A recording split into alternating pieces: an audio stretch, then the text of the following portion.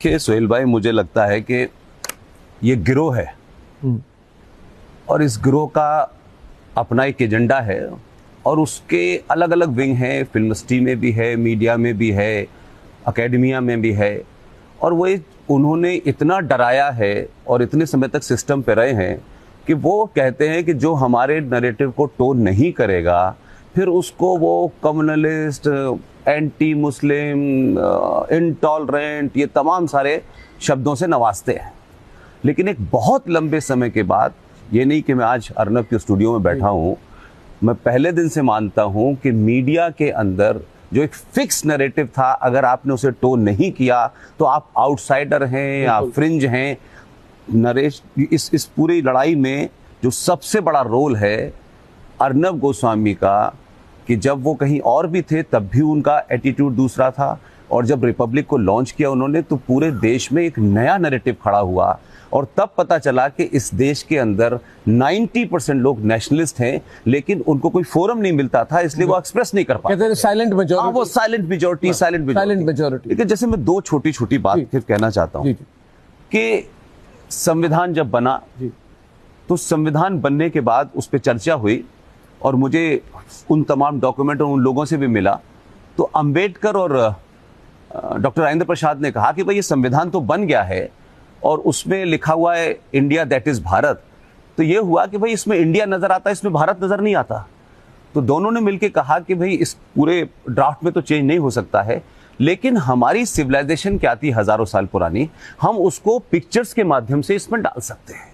और दोनों के बीच में ये बातचीत हुई और उसके बाद नंदलाल बोस शांति निकेतन में उनसे बात की और उसमें कुछ चित्र बने।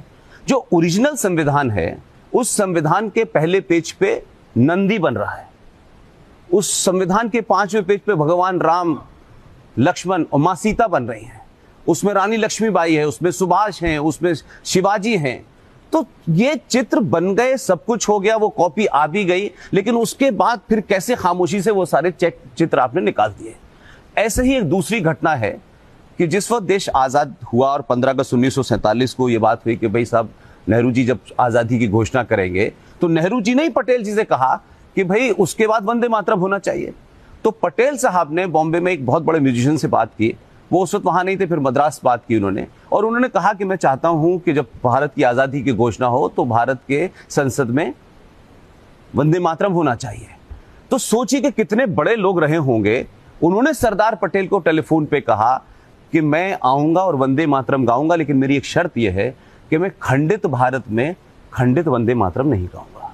और सरदार पटेल ने उनसे कुछ कहा नहीं, बस जहाज भेजा और वो आए और संसद में जब आजादी की घोषणा हुई उसके बाद वो गए और उन्होंने 9.25 मिनट में 22 पंक्तियों का पूरा वंदे मातरम गाया। लेकिन जब आजाद भारत की संसद में पूरा वंदे मातरम गाया गया, फिर किसके दबाव में आपने उस वंदे मातरम का सिर्फ एक पैरा गाया जाता है?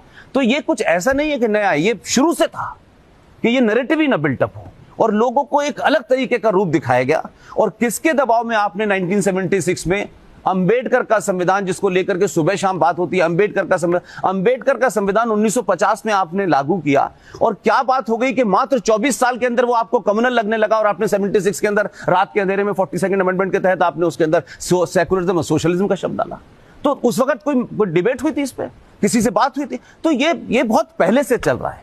और अब सवाल यह है कि थोड़ी बहुत जो लोगों में आप देखते हैं, ये इसलिए है कि आपने लोगों को बताया, लोग सुनने लगे और तब उनको इतिहास पता लगने लगा। तो लोगों को अपने नेशनलिस्ट होने पे प्राउड है, लोगों को अपने हिंदू होने पे प्राइड है, लोगों को अपनी सिविलाइजेशन पे प्राइड है। तो लोगों को इससे डर लगता है, वो है सारी कहानी। लेकिन मुझे इसमें सिर्फ एक ही लाइन में कहूंगा कि आपने, आपके द्वारा, आपकी टीम के द्वारा, देश भर में करोड़ों लोग हैं, क्योंकि आप जानते हैं मैं तो पब्लिक में मीटिंग में जाता हूं, ऐसा लगता है मुझे कि कुछ लोगों को ये लगने लगा है कि शायद अब वो एक्सपोज होने लगे हैं। तो ये जो जगह जगह वायलेंस है, जगह जगह डराना है, ये उसका है। और एक ही लाइन है कि जुगनू सूरज को लंबे समय से डराने की कोशिश कर रहा था, अब सूरज ने जुगनू से डरना बंद कर दिया है। Very well, it's a spark, it's a चिंगारी। यस।